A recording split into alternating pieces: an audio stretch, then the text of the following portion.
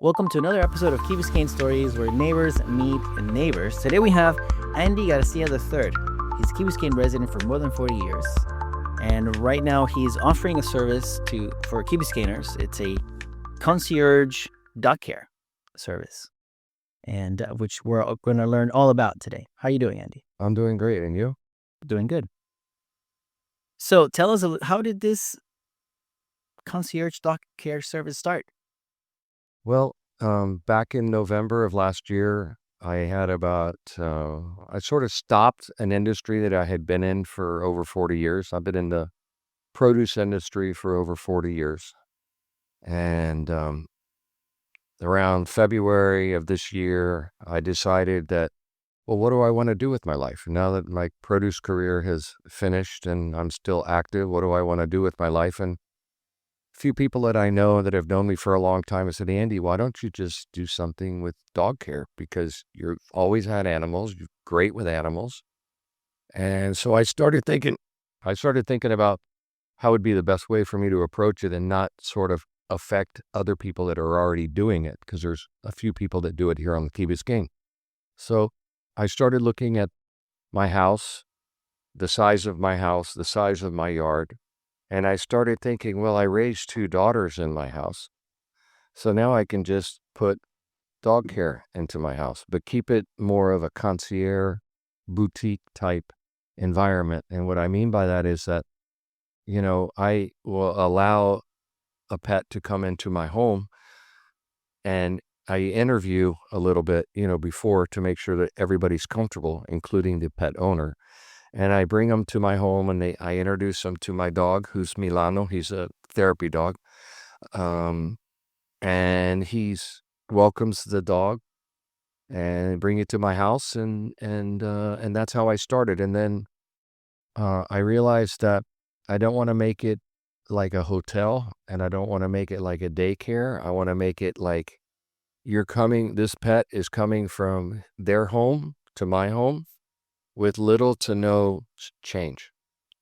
Actually, some people have told me that I spoil them a little bit too much, but I open my home and I open my yard in my house here to allow the dog to feel comfortable. And it's important to me that the people that leave their dog with me, that they're confident and comfortable with the environment. I don't have my house closed off in any way. It's free for them to come in and go out as they please. The most important thing is that I'm always with them. So to give you an example, I've had up to 4 dogs, which is pretty much the limit that I will have. And it's never really 4 dogs for X amount of time. It's usually can go from a two dog slumber party to a 3-dog slumber party to a 4-dog, and then back to a 3, because people travel at different times. People want me to care for their pets at different times. I have a second bedroom downstairs that I kind of use as my base camp. So when I have dogs that, most people say, well, my pet sleeps in my bed, or my pet sleeps next to the bed, or my pet sleeps in a cage. I make that room similar to what their sleeping pattern would be. And the reason why I do that is because, for me, I don't have any problem putting a dog next to me in the bed. Matter of fact, I enjoy it. And it allows my wife, who's very supportive of having the animals and everything, to have her little space at night. The only section of the house that I really don't like them to go up into would be into our master bedroom. But other than that, they are welcome to go around our house. We have it pet friendly, just like we had it kid friendly when we had kids. And that's kind of how I started. And it's like most anything I've ever done, I kind of learned through trial and error. I haven't had many errors, but I've learned a lot of things about it. One of the most important things is, to make sure that I send each person that wants to use me for my service, I send them an agreement so that I can find out if they take any medicine, or if they have a particular food preference or whatever, so that the people, all they just come with is what they want their pet to have while they're there. And for me, the most important thing is the right food, I don't need bowls and plates and stuff like that. I have all that stuff, but it's important to keep a dog on their diet. And basically all I'm doing is just providing a safe place for them to spend time.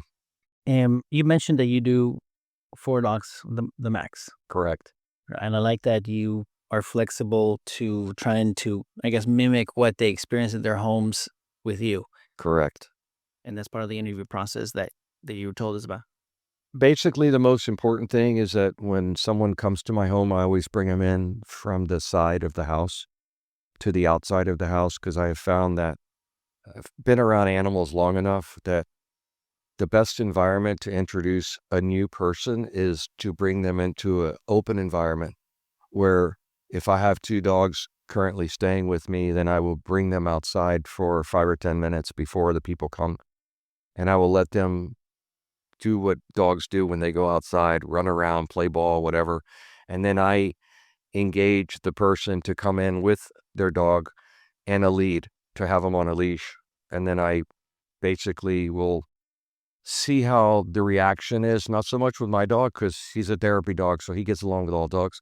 But he actually knows, Milano, my dog, actually knows when I'm bringing a new dog in, because I'll say, hey, Milano, we have a new dog. And if I have a dog or two there, I always let him know. I said, look, guys, we have a dog coming in.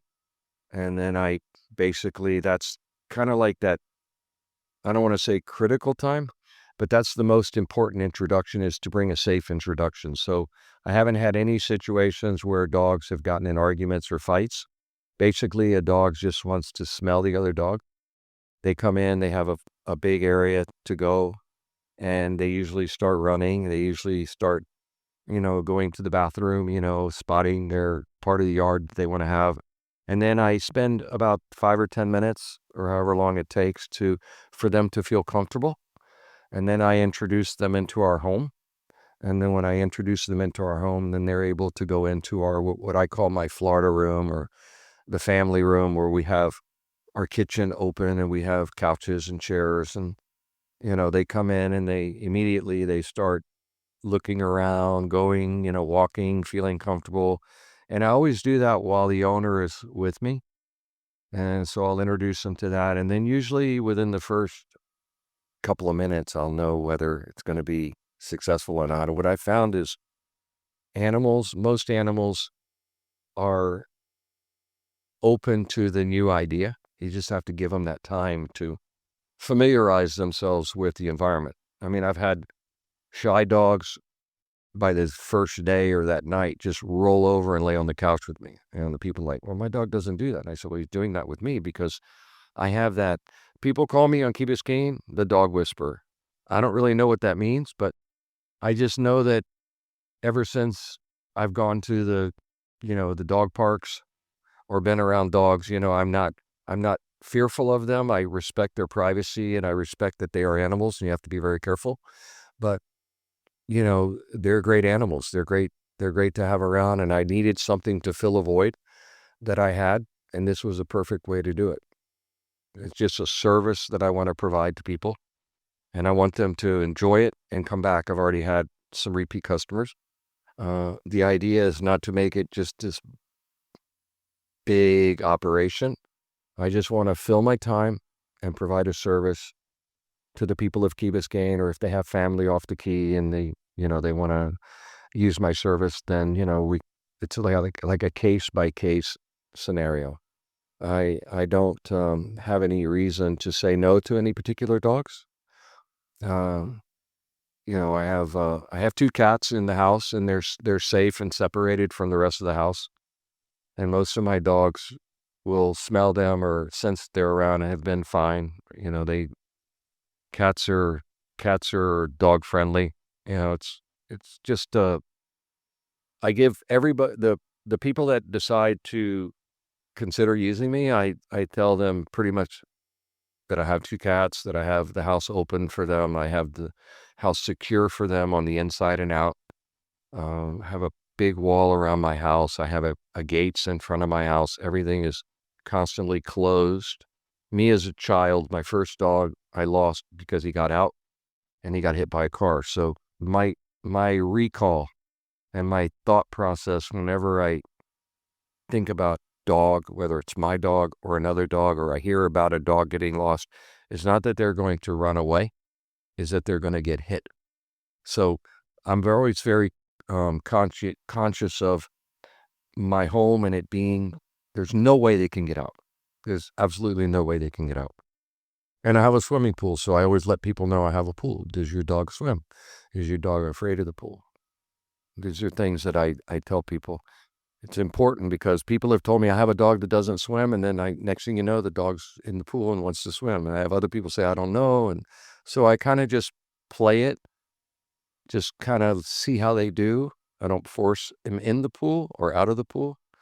And I just have that option for them. So it's like, a concierge boutique style life, Uh, it's important that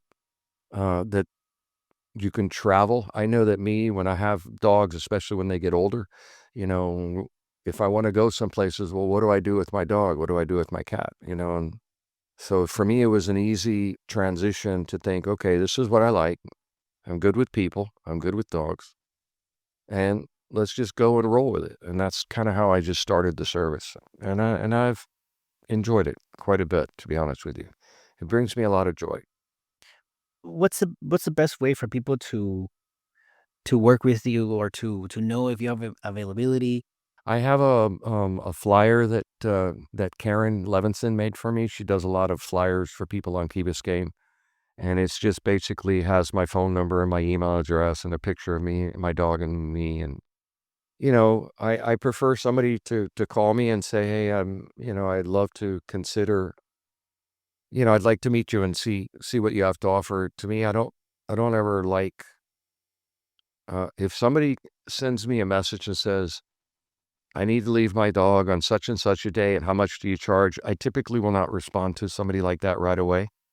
I will usually just say, well, when are you traveling and when can you come by? Because it's not the fee that I charge or the service that I provide.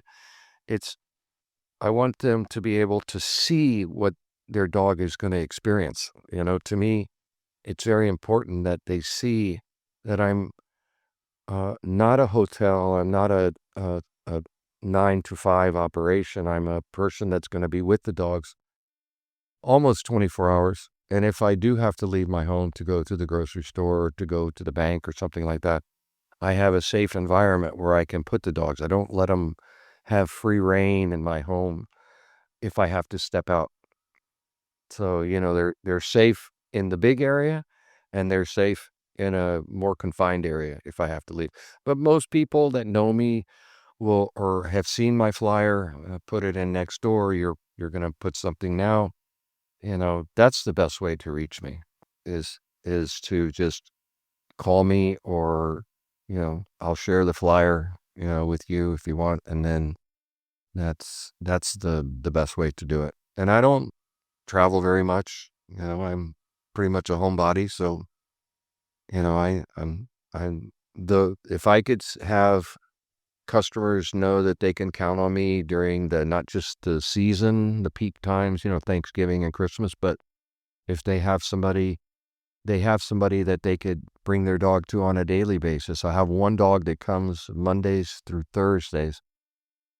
She goes to the University of Miami Law School and she doesn't want to leave her dog in the house. So I have this dog. He comes in the morning and he stays until the evening, and then I have a few other dogs at the time. So, it could be 3.5 dogs if you consider a day dog. So yeah, it's kind of like I'm still kind of just rolling with ideas. The one thing I don't anticipate I will do is make it a big business or anything like that. I want it to be manageable, that I can manage it and that the dogs are comfortable. So let's say I meet you, I reach out, I meet you, I do the interview with my dog, we do the walkthrough, and then the next day I leave you the dog for a day because I'm traveling or whatever. How does a day in the life look like for my dog? Well, typically the first day, if it's one day or whether it's a couple of days, is, I bring the dog again. I introduce them outdoors so that they can, have some water and, do what they have to do. And then Usually like the next day I'm an early riser. So a lot of times when I get up early in the morning, I will get up like whether the dogs are awake or not, and I'll go make a cup of coffee. And usually the dogs will follow me. We go outside, we sit out in the beautiful early day, 5:30 in the morning, 6 in the morning. Dogs love to be out there at that time of the morning. I have landscaping lights and I have a pool light on, and it's just a great time. And I will stay outside for a time, and then usually I will go into their feeding schedule because my dog has to eat too, and my dog eats twice a day. So if their feeding schedule is a specific time, then I try to get somewhere around that specific time. And one of the things that's the most important thing about when it's time to feed a dog is I have them separated. I can tell right away some dogs could be the greatest dog in the world. And when it comes to your food or a toy, that's why I don't recommend they bring toys to the house. Let them keep their own toys there. Let me use my toys. Is I always make sure that I'm in the area and separating dogs. If I have to put one dog in my utility room and let him eat first or her eat first, then if that's the most aggressive dog, because I've had some that are aggressive about their food, then I will feed the more aggressive dog first. And then I will bring that dog and remove that dog from whoever other dog I need to feed, whether it's my dog or whether it's two other dogs. I make sure that there's not, my eyes are always fixated on that. To me is the hardest part. And then I just go throughout my day. If I have to do something outside, I like to spend a lot of time outside with the dogs. But obviously in the summertime, that's less. It's usually early morning and then a little bit during the day so they could go to the bathroom or whatever. I spend a lot of time inside. We watch TV. We hang out together. Um, I like to brush dogs, so I'm recommending that people bring their dog's brush because every dog could have a specific brush. I like to brush the dogs. I think it's important. Most dogs only eat twice a day, so I'll feed them in the morning and I'll feed them at night. You know, some dogs I'll take to the park. If I have two dogs and they want to go to the park, I'll take them to the park. But I've found that most dogs, when they come to my house, there could be a dog from an apartment or a small home. So they just love the freedom of being in a yard. So it's not necessary to take them to the park. I'm not a big fan of taking somebody else's dog to the park, but if they say specifically, hey, I have a dog right now where his dog likes to go to the park, so I'll take his dog to the park. But I'm not a big fan of taking somebody else's dog to the park because, again, I'm always thinking what could happen that wouldn't be favorable. A bite, a mosquito, they get out, there's these, I'm always thinking the side of conservative precaution. So that's incorporated in my day. And I'm an early go to sleep guy. So by 9 or 9:30, excuse me, last week I had 4 dogs. They were all in the bed with me, sleeping. I was watching television. After a little while, we do one more quick run outside, see if they have to go to the bathroom or anything. Come back in, turn everything off, go to sleep, get up the next day and do what we got to do. Awesome. Yeah, it's great. I love it. In our brainstorming session, you mentioned there's an agreement you have with your guest owners about how things go and stuff. Can you share a little bit more about that? Absolutely.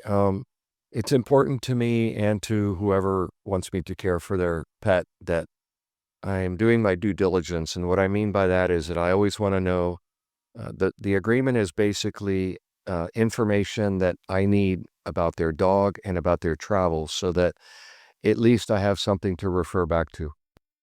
A lot of the information that is on there is basically feeding schedule, type of food, any medications, anything like that. I also put on that agreement that, I need their veterinary documents to be updated and also, including a flea and tick and, other things that are important that the dogs are taking so that there's no transmitting of fleas or, if somebody gets injured or something, that their vet records are up to date. That's very important. I also asked for the name of their vet and to let their vet know that I'm in that dog is in my care so that if something were to happen, I can be able to reach out to that vet, which I would do either way, uh, to make sure that the dog's cared for. You never need that information until you need it.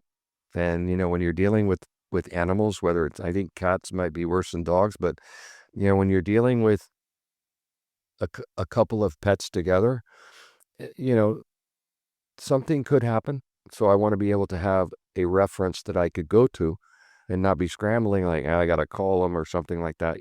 I have it there, and then at the end of the agreement, I put, um, a little disclaimer, so that they know I'm going to do everything that I can in my power to make sure that their dog is safe and cared for.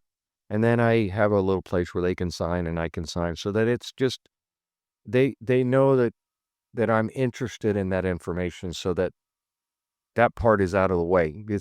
I bring it, I have a book, I file it in a book. And then when the dog is getting ready to come, because I have people that have booked for the rest throughout the rest of the year, I go back and I look, okay, what's his feeding schedule? What's his breed? What's his race? It just gives me something to refer back to so that I'm not scrambling. I have an idea of everything before they get there. That's important to me. Yeah. And it makes sense. And it formalizes the process as well. And Yeah. it's Mm, very professional to do so as well. yep. Hey, I really want to ask about Milano. You mentioned that he's a therapy dog at the beginning. Correct. And can you tell us more about that? So therapy for others, of course, as you mentioned before. Correct.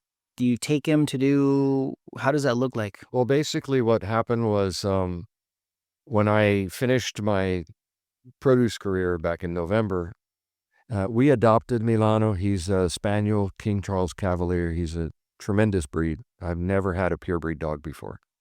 So I just had this vision of, when I used to go to travel a lot and I'd see these therapy dogs in the airport.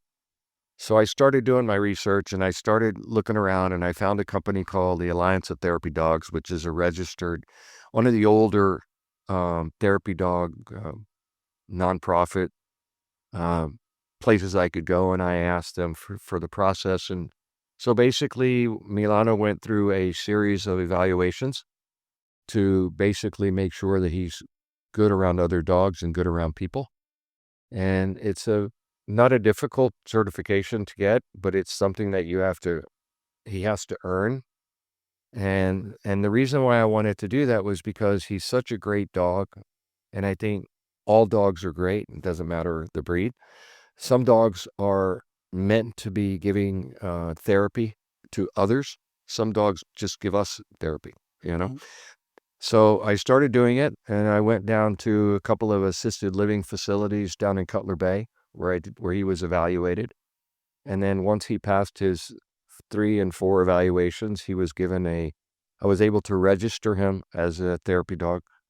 And then my next question was, now what do I do?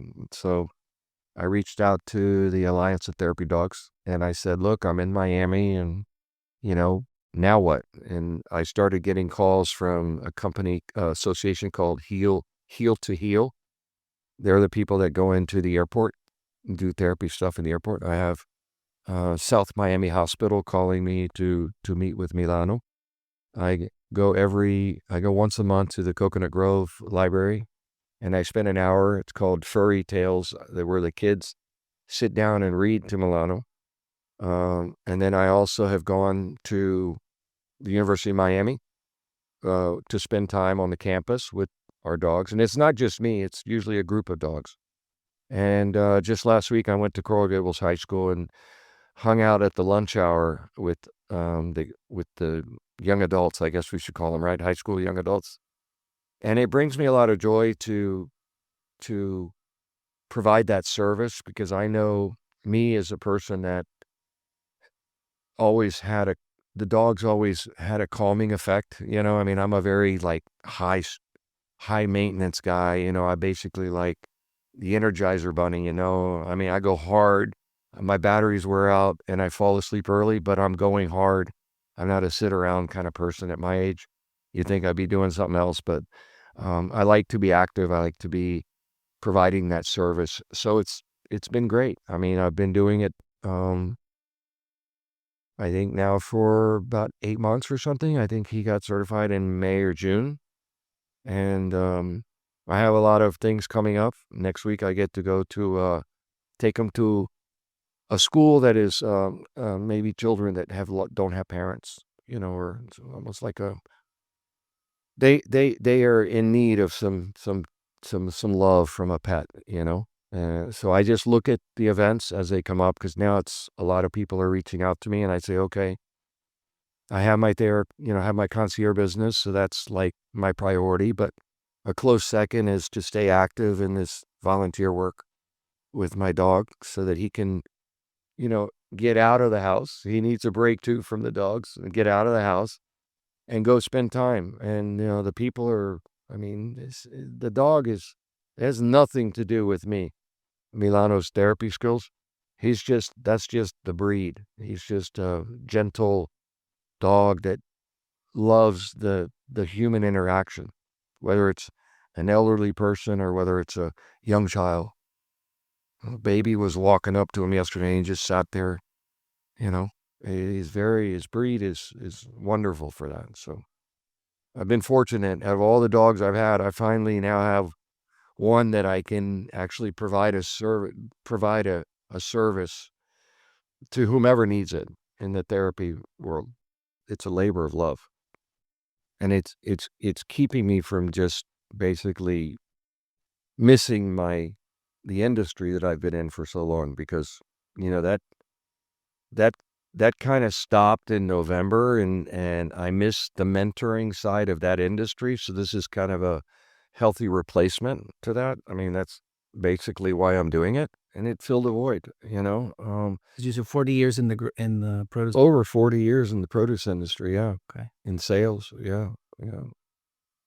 I mean, it's a great replacement to do 40 years in the produce industry, and then now dedicating, I guess, your free time to the passion of yours to take care of dogs.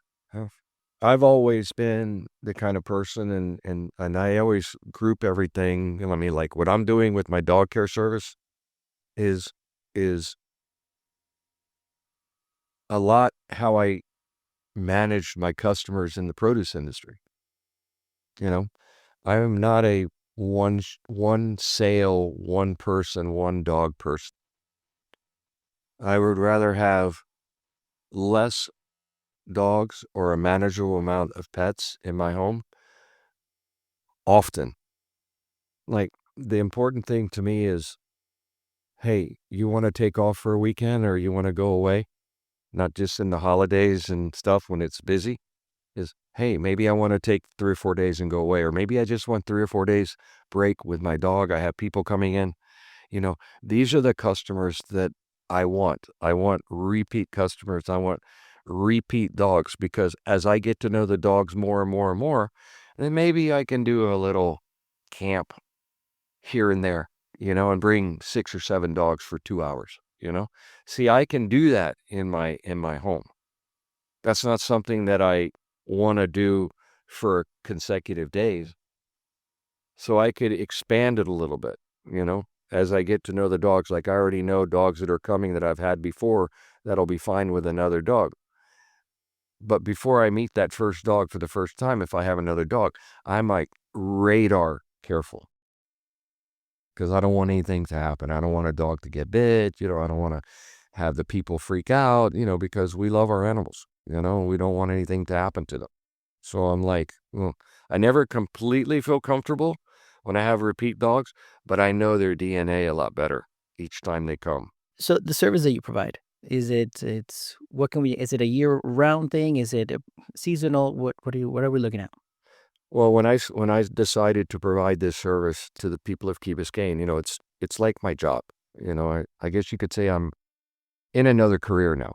And my career is to be a concierge boutique type person that will welcome your dog. And the idea is to have customers come once and to come again and to come again. It's common knowledge in this industry that people get real busy November and December and the holidays, and then sometimes they don't. I want people to know that I can provide this service if they want to take a long weekend or take a few days or whatever. The more I get to know the pet, the more fun it is. It just makes it more enjoyable.